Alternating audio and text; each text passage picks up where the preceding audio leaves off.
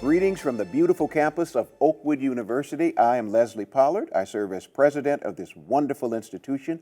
We welcome you to Oakwood Praise. We have been doing a series of conversations with important contributors to the mission of Oakwood University. And this morning, we wish to introduce you to one more, one of our counselors, Miss Grace Arnold, who works in our Health and Counseling Center. Grace, welcome this morning. Thank you so much, and thanks for having me. We are glad to have you here. Now, I said morning because it's morning here. By the time people see this, it'll be evening. But we're honored that you are here. Tell us a little bit about your journey. How did you decide to use your gifts and your ministry in the area of counseling? Well, as a child, my friends always come to me for advice. And I had a different career. I went to West Indies College back then, now Northern Caribbean University. Mm-hmm. And I worked at Andrews Hospital. And in Jamaica, we have, and I'm going to use the word, they call them mad people. Mad people. Mad people in Jamaica. People who have mental illnesses. With mental illnesses. Yes. Yes. And I was working at Andrews Hospital, and this lady came on campus, and one of the workers used a hose and hose her down to run her off campus. And just at that time, I said, that could be my mother. Wow. Or my sister or somebody that I know. And from then I said, I am going to help people with mental illnesses.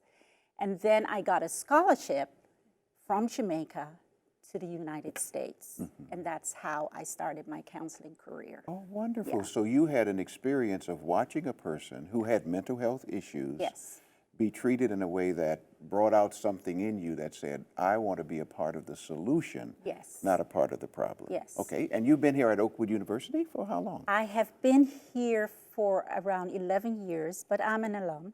Oh, of Oakwood. Yeah, absolutely. I graduated 1991. Yes. Yes, and of course we're honored that you're here and you're serving. So we're talking about the subject of grief. And grief has many forms and many reasons, right? But when I say that word, as a counselor, what comes to your mind when we say the word grief? Deep sorrow. Deep sorrow. Deep sorrow. Deep sorrow.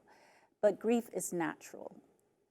It's a natural process of life. It's natural. When you lose someone or something that you are affectionate to or you have some connection to, it's natural to grieve, to feel sorrowful. How important is it? You mentioned that it's natural. How important is it for our listeners to hear and understand that it's a natural, I'll stay with the word you've used, it's a natural response to loss? Yes, it's very important because people will tell you how to grieve. No one can tell you how to grieve. Grieving is as unique as you and I are. Really? Yes. It has its own fingerprint? It has its own fingerprint. You will grieve different from the way that I will grieve. And so it's just a process that everyone who goes through some loss will experience.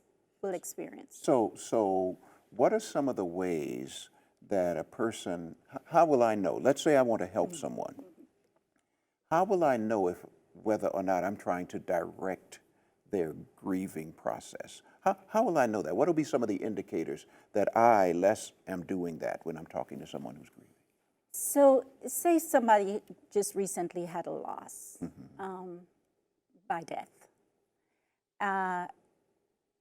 One of the first things that we look for, there are 5 processes that we go through in grief, 5 natural, instinctive process that we go through. We have denial, which is, and it's then not we have, true. It's this not is not true. true. It's you not go true. through shock, denial, stroke, shock. Then we have anger. Why did this happen? And anger can be internal, external. It can be at God. It can be even at the person who died. I've seen that. When Yeah. I was a pastor, I've seen that. Can be at, yeah. And then we go through bargaining. Why not me? Why wasn't it me? You know? And then we go through depression. So let's stop at bargaining. Okay. So why wasn't it me? Is that survivor's guilt? Is that in some form? Yes, it is. We were all of us were in a car accident, and my brother died. Yeah. But why not me? Why not me? Why not me? Yeah. And I would have done this in a heartbeat. I would have freely given my life. if he could have lived. Yes. Okay. Yes. So that's the bargaining, and then depression sets in after that, because the reality now hits that they're gone. They're gone, and then acceptance. But the process is very fluid. It's not linear. It doesn't go one after the other. So I may go in and out. You may go of in and any out. of these Yeah. phases of grief. Yeah. So when you're telling somebody about, trying to help somebody through this process, they might be at one stage today, the other stage another day, and they bounce back to anger, and then you have to ride it with them. So I have to be with them them. in the journey. You can't say you've been in this stage too long. You need to move on. That's their journey. It's not your journey. It's their grief. their journey. It's their grief and their journey. You know what I heard a lady say the other day? She was speaking to an audience. She had just lost her husband to cancer. She's a minister. She had just lost her husband to cancer. And she said something that really struck me. She said, before I lost my husband, when a lady lost her husband, I would feel sorry for them. She said, now I feel sorry with them. What's the difference in feeling sorry for someone who is lost and sorry with them? Is there a difference? There is a big difference, because you have sympathy and you have empathy.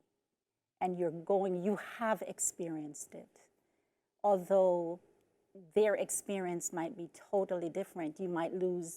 Both of us might lose a spouse, but your journey will be unique to you, will be unique. So you're in it, you're experiencing it with them. With them. You're experiencing it with them. Have you ever heard someone grieving and someone comes in and they say, don't cry? We mean well, but help us. What am I doing when I'm doing it? I say, oh, don't cry. Please don't cry. The thing, cry as much as you want. Yeah, we shouldn't hold back someone from their process of going through this process. We shouldn't keep them from going through that process. It's natural, so why not cry? God created our tears for a reason. He did. He did. And so it's there to help relieve the pain. You know, I read a quote one time, and I love your response to it, about tears. And the quote, I wrote it in the back of my Bible. Someone said, tears are the safety valve of the heart when too much pressure is applied to it. As a counselor, you want to respond to that? Yes. Jesus wept, yeah. right? He sure did. Shortest He verse in the did. Bible, He Jesus sure wept. did. Tears are the safety valve of the heart when too much pressure is applied to it. Response? I can respond as a homemaker. You think of a pressure cooker. When you have all that pressure within you, and if you don't Release it. it can blow the top off. You know. Yeah. So we have grief can cause physical as well as it does mental. A little insight to my life. About 15 years ago, let me go back a little bit more. In 1997, I got a scholarship, a USAID scholarship from Jamaica to study abroad, and completed my studies here, got married, had my children, but the condition of my scholarship was to go back to Jamaica and serve. And so I discussed this with my husband, and after a while we said, this is the time to go back. So I went back and was working at the University of Technology in Jamaica. And one morning on my way to work, I met in an accident, a very tragic accident. And I was not allowed to leave. And so being away from my family, it was not that somebody died in my family, but I grieved because I couldn't see my children. I couldn't continue. I lost my life. Loss.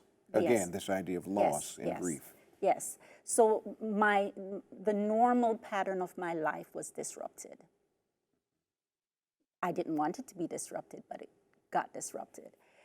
But during that time, during my grieving process, the physical symptoms that I had, because of the stress, is what they call broken heart syndrome. Broken heart syndrome. Yes. It's almost like a heart attack. The muscles are so stiff in your chest. You can't breathe, and you have so much pain there. Yeah? And so there is the physical, the mental, where you can't sleep, your thoughts just keep going, you can't eat, you either sleep too much or don't sleep at all. And then there are other things that you have mentally. And those things we will pick up in our next segment. Okay. Our counselor, Ms. Arnold, has talked about with us the idea that, or the experience of having loss. And in our next segment, we're going to pick this up because it's important for us to understand what broken heart syndrome is really like and the effect that it can have upon us, especially during this COVID virus when there is so much grief and so much loss. Thank you for tuning in, and please, after this special selection, we will be back and we'll follow up on what broken heart syndrome actually looks like in today's experience.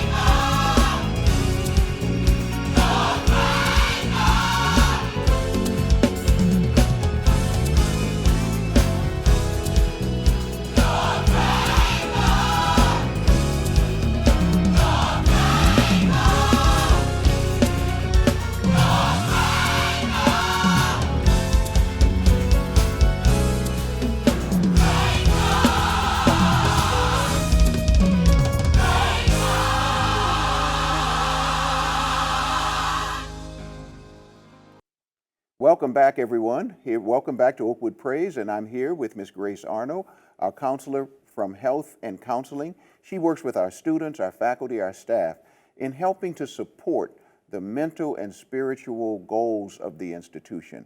Grace, just before we broke, you were talking about your experience being unable to return to Jamaica, being able to leave or return? Leave. Oh, to leave, Yeah, okay. to return to the States. And broken heart syndrome was what you described. Yeah. Would you say a little bit about that there's an actual physical effect Yes. to what's called broken heart syndrome?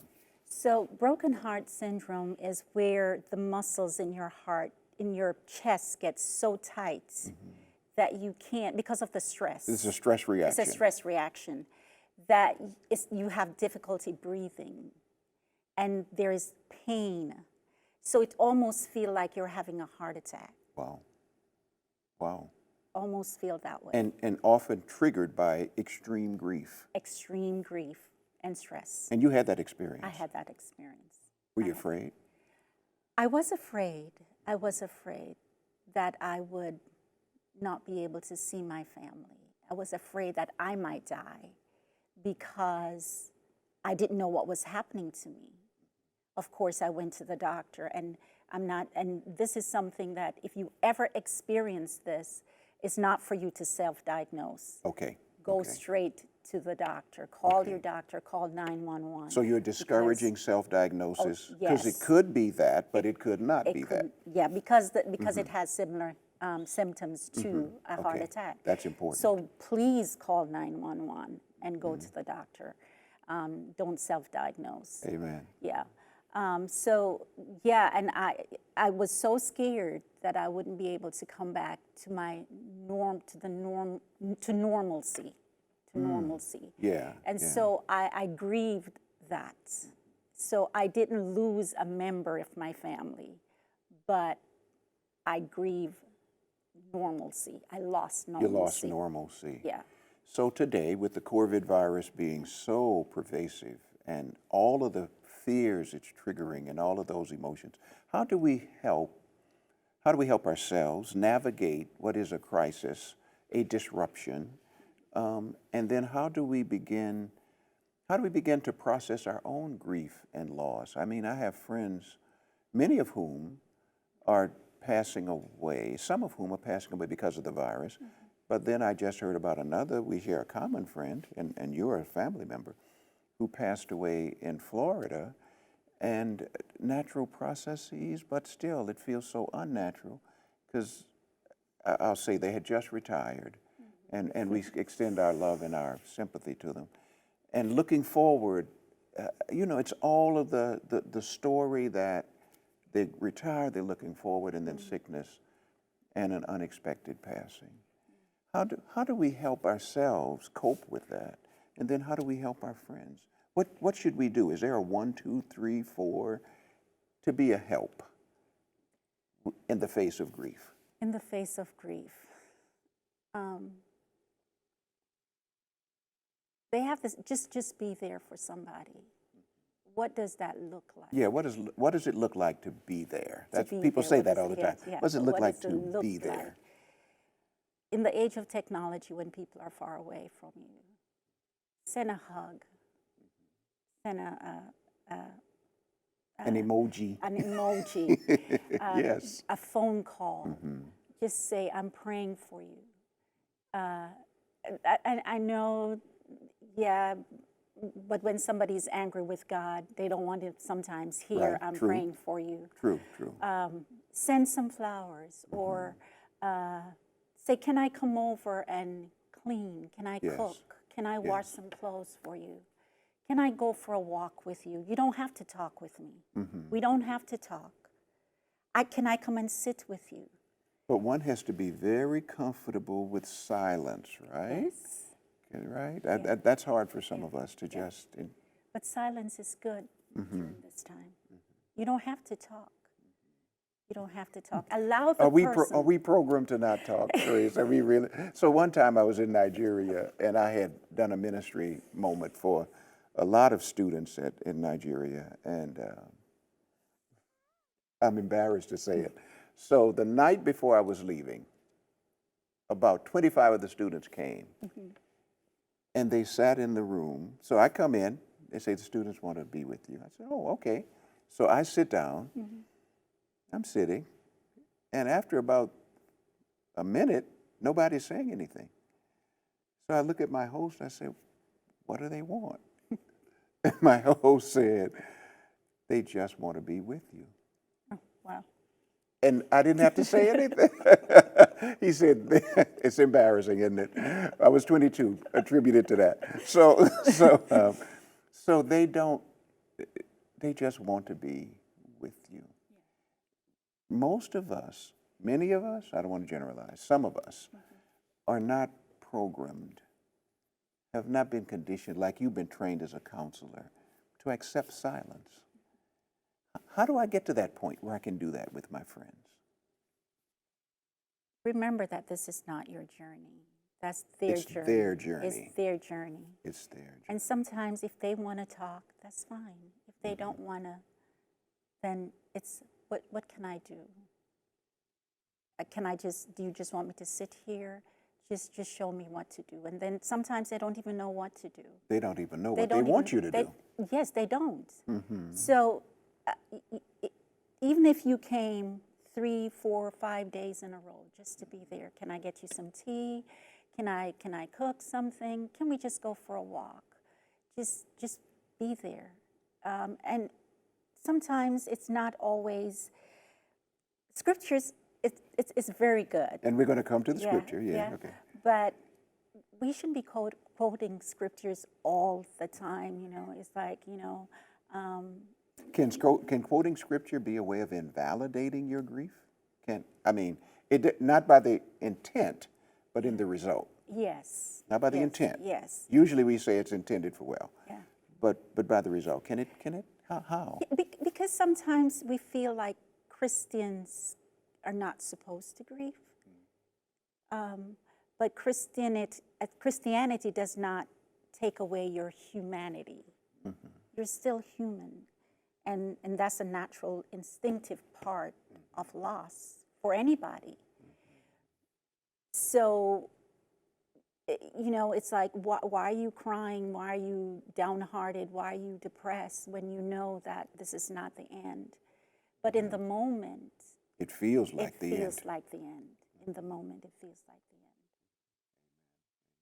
end. In the Bible, we have examples of persons who are grieving. And are there any biblical examples that just readily come to mind of people managing their grief, having grief, and working through it? Can you think of it? Of course, Job is the most famous example. But David, King David, oh my the gosh. Psalms, Yeah, David, he went through so much. He did. Yeah, he went through so much. He even said, I'm so sad and sorrowful and depressed. Said, oh, that I had the wings of a dove, that I might fly away. You talk about running away from, I could just fly away and be at rest, is what he said. So, yeah, he went through it. But then he knew who his God was. Yeah. So the Psalms then, since you mentioned that, the Psalms of David, as we have another minute or so, the Psalms of David, I heard someone say, cover every possible human emotion, sadness, joy, fleeting happiness, sustained happiness, depression, why art thou cast down, O my soul, right? Psalm 42, I believe. Any therapeutic value to the affirmation of whatever emotion I'm experiencing as I grieve? I'm feeling sad. Yesterday, I think about my mother sometime, who died in 1988 and never got to see any of what her son's life became. But she was grateful and a blessing. And sometimes I say to myself, I wish she were here now. Is that a grief response? That's a grief response. We will never stop grieving the loss of our loved ones. We never stop. We'll never we stop. will never stop grieving the loss of our loved ones. Until the Lord comes. Yes.